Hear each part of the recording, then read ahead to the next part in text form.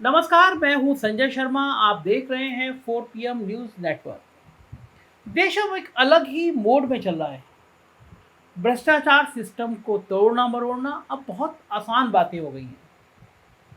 सबसे बड़ा सवाल ये है कि लोकतंत्र जिसके साथ रोज बलात्कार किया जा रहा है, आखिर उसको कैसे बचाया जाएगा। राजनीति और राजनेता अब इस स्तर तक गिर चुके हैं कि उससे आगे गिरने की कोई गुंजाइश ही नहीं बची है। रोज एक नए किस्से आते हैं और आपके भ्रम टूटते हैं राजनीति और राजनेताओं के लिए। अब बचे हैं तो केवल लोकतंत्र की बेरहमी से होती हुई हत्या। शासक तंत्र ने समझ लिया है कि वो ताकतें जो लोकतंत्र को बचाने या फिर सत्ता प्रतिष्ठानों की हकीकत लोगों के सामने लाने के लिए खड़ी हो सकती हैं, उनको एक एक करके धराशायी करना है। राजनीति में कोई दूध का धुला नहीं होता, ये मैं मानता हूँ, मगर राजनेता जो अब तक एक दूसरे की मर्यादा या यूं कहिए कि एक दूसरे की चोरी का इतना ख्याल करते थे कि वो उसका पर्दाफाश नहीं करते थे, मगर अब दौर विपक्ष को नंगा करना और उसे नेस्तनाबूद करना है। और ये सब इतनी बाजीगरी के साथ करना है कि देश के जनमानस को लगे दरअसल इस देश के विपक्ष भ्रष्टाचार की जननी है। ये बात साबित करने के लिए मीडिया सत्ता प्रतिष्ठानों के तलवे चाटने को बेकरार है। अगर ऐसा नहीं होता तो प्रधानमंत्री के सबसे करीबी कहे जाने वाले अडानी को एनडीटीवी में एक बड़ा शेयर खरीदने की जरूरत ही पड़ती। दरअसल इस दौर में सत्ता को वो लोग पसंद नहीं है जिनकी रीढ़ की हड्डी तनी होती है। सत्ता को सर झुकाने और अपनी कमर को हजूर के चरणों तक रखने वाली मीडिया चाहिए जो इस दौर में हाजिर है। हकीकत यह है कि एनडीटीवी तो बहाना है, आप असली निशाना है। हजूर जब गुजरात के मुख्यमंत्री नहीं बने थे तब ऐसे नहीं थे। मोदी जी मुख्यमंत्री बनने से पहले तक पत्रकारों से बहुत गपियाते थे। एनबीए के महासचिव हैं, देश के बहुत प्रतिष्ठित जर्नलिस्ट हैं एनके सिंह जी। वो बताते थे कि मोदी जी से तमाम किस्से वो सुनाते थे कि पत्रकार उनसे खूब मजाक कर लिया करते थे, बातचीत करते थे, संवाद करते थे। मगर गुजरात दंगे ने मोदी जी के मन में मीडिया के लिए जो गुस्सा भरा, देश के पत्रकार आज तक उस गुस्से को झेल रहे हैं। दरअसल गुजरात दंगों के बाद देश भर की मीडिया मोदी जी पर हमलावर हो गई। मोदी को लगता था कि कांग्रेस के इशारे पर पत्रकार ऐसा कर रहे हैं। तो बाद में जब वो सरकार में आ गए तो उन्होंने उन पत्रकारों ने कहा कि ये तो लुटियंस जोन है। मतलब लुटियंस जोन का उनका मकसद था कि देश के वो पत्रकार जो एक वीवीआईपी इलाके में रहते हैं और बड़े बड़े कारपोरेट हाउस और सत्ता प्रतिष्ठानों के साथ बातचीत करते हैं। आपको याद होगा करण थापर ने मोदी जी से एक इंटरव्यू में कुछ तीखे सवाल पूछ लिए थे। इसके बाद मोदी जी ने इंटरव्यू बीच में माइक उतारकर पानी पीते हुए थापर से कह दिया था, रहने दीजिए इंटरव्यू, अपनी दोस्ती रहनी चाहिए। कोई थोड़ी सी झलक देखिए इस वीडियो की। But by not saying it again, by not letting people hear the message repeatedly, you're allowing an image that is contrary to the interest of Gujarat to continue. It's in your hands to change it. I'll have to rest. Portable water. Yeah. पानी आप पीछे दोस्ती बनी रहे, अपनी दोस्ती बनी रहे। I'll be happy. You came here. I'm happy. I'm thankful to you. I can't help this subject. It's okay. Your things are आपके आइडियाज हैं, आप बोलते रहिए, करते रहिए। 3-4 questions I will enjoy. So I can't. but Modi साहब, Please. Modi साहब, कल देखो, मैं दोस्ताना संबंध बनाना चाहता हूँ, आप उसको कोशिश कीजिए। मोदी जी ने उस दौर में बहुत कोशिश की कि किसी भी तरह मीडिया उनसे नाराज ना हो, पर तब के दौर में मोदी जी के पीछे लॉबिंग करने वाले लोग नहीं थे। आजकल के अंबानी और अडानी नहीं थे, जैसा आज के दौर में है। लिहाजा मोदी जी का गुस्सा बढ़ता चला गया। इसी दौर में हेलीकॉप्टर में जाने माने पत्रकार विजय त्रिवेदी ने उनसे एक तीखा सवाल पूछ लिया। नाराज मोदी जी ने हेलीकॉप्टर लैंड करा दिया बीच में और विजय त्रिवेदी को हेलीकॉप्टर से उतार दिया। 2014 में गुजरात का ये थोड़ा थोड़ा गुस्से वाला मुख्यमंत्री प्रधानमंत्री बन गए और प्रधानमंत्री को समझ में आ गया कि ये जो लुटियंस जोन की मीडिया है, ये जो बड़े बड़े कारपोरेट हाउस वाली मीडिया है, तब तक कारपोरेट हाउस उस तरह स्थापित नहीं हुए थे, मीडिया कारपोरेट हाउस में कन्वर्ट नहीं हुआ था। मोदी जी को समझ में आ गया कि ये मीडिया अब उनसे मैनेज नहीं होगी, मतलब प्यार से मैनेज नहीं होगी, लिहाजा उन्होंने वो रवैया अपनाया जिसने आज़ादी के बाद से अब तक का मीडिया का सबसे बुरा हाल कर दिया। दरअसल मोदी जी के सबसे भरोसेमंद मुकेश अंबानी ने उनको सुझाव दिया, हजूर मीडिया से बात करने की जरूरत ही क्या है। मुकेश अंबानी ने कहा कि कौन सी ऐसी चीजें जो खरीदी नहीं जा सकती, हम पत्रकारों से बात क्यों करें, हम संपादकों से बात क्यों करें, हम उनके संस्थान ही खरीद लेते हैं, ना रहेगा बांस ना बजेगी बांसुरी।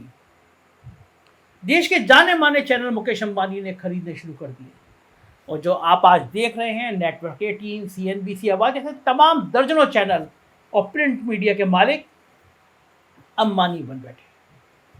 देश के लोकतंत्र से बलात्कार इसी दौर में शुरू हो गया। गणेश शंकर विद्यार्थी के सपनों का मीडिया सत्ता का भाड़ बनकर रह गया। अंबानी के चैनल दिन रात हिंदू मुसलमान के झगड़े दिखाते रहे और राजनीति लाशों के ऊपर अपने महल बनाती रही। इसी दौर में NDTV जैसे चैनलों ने सत्ता का सच दिखाने की कोशिश करी। भास्कर जैसे अखबारों ने कोरोना काल में सच दिखाया तो उनके यहाँ इनकम टैक्स के छापे पड़ गए। मीडिया की हालत वैश्य जैसी कर दी गई, और यही वो दौर था जब वर्ल्ड प्रेस फ्रीडम इंडेक्स की रिपोर्ट आई तो पता चला कि 180 देशों में भारत का स्थान लगातार गिर रहा है। 2016 में 133वें नंबर पर था, 2021 में 142वें नंबर पर आया, और इस साल ये 150वें स्थान पर चला गया भारत। इस रिपोर्ट के अनुसार भारत में प्रेस की स्वतंत्रता का ये रिकॉर्ड युगांडा, कजाकिस्तान, नाइजीरिया जैसे जो निरंकुश देश हैं उनसे भी नीचे है। इस रिपोर्ट में कहा गया कि भारत के मुकाबले संयुक्त अरब अमीरात और कतर और जॉर्डन जैसे देश भी अच्छा व्यवहार करते हैं। स्वतंत्रता के मामले में नॉर्वे पहले नंबर पर और डेनमार्क दूसरे नंबर पर है। सबसे नीचे स्थान पर उत्तर कोरिया है। रिपोर्टर सेंस फ्रंटियर ने कहा है कि भारतीय अधिकारियों को अभिव्यक्ति की स्वतंत्रता के अधिकार का सम्मान करना चाहिए और आलोचनात्मक रिपोर्ट के लिए राजनीति से प्रेरित आरोपों में हिरासत में लिए गए किसी भी पत्रकार को रिहा कर देना चाहिए और उन्हें निशाना बनाना और स्वतंत्र मीडिया का गला घोटना बंद कर देना चाहिए। आज तक चैनल ने 2020 में खबर प्रकाशित की थी जिसके मुताबिक 2020 में 228 पत्रकारों को निशाना बनाया गया। इसमें पहले नंबर पर उत्तर प्रदेश था जहां 37 पत्रकारों को निशाना बनाया गया और दूसरे नंबर पर महाराष्ट्र था। इस साल 13 पत्रकारों की हत्या हुई थी जिसमें से 6 पत्रकार उत्तर प्रदेश के थे। ये वो दौर है जब मीडिया को कहा गया कि आप झुकिए और मीडिया ने रेंगना शुरू कर दिया। और इसी दौर में अडानी को लगा कि अंबानी जो उनके कॉम्पिटिटर हैं बिजनेस में और चूंकि मीडिया में खरीदने में वो आगे निकल गए हैं, तो अडानी को लगा कि अब उनके हाथ में भी ताकत होनी चाहिए। क्विंट जैसा शानदार ऑर्गेनाइजेशन अडानी की निगाह पड़ी और क्विंट अडानी का हुआ। NDTV लगा कि अगर यह NDTV बोल रहा है तो इसकी आवाज़ ज़्यादा हो रही है। रवीश के प्राइम टाइम के लोग दीवाने थे तो NDTV के शेयर रातों रात अडानी ने खरीद लिए। जाहिर है ये सारी ताकत, ये सारी सत्ता इस बात की थी कि आपकी आवाज़ कम से कम मीडिया ना बनने पाए। अलग अलग संसाधन दिए गए। आप कल्पना कर सकते हैं राज्य सरकारों ने मीडिया के लिए 1,000 करोड़ के पैकेज साल में दिए। मतलब साफ था कि आपको जितना पैसा चाहिए उतना पैसा लीजिए मगर अपनी आवाज़ बंद करके रखिए। और मेरी जानकारी के मुताबिक अगली योजना बहुत बड़े बड़े संस्थान जिसमें आज तक और टाइम्स ऑफ इंडिया भी है, अडानी और अंबानी चाहते हैं कि ये संस्थान भी उनके हो जाएं।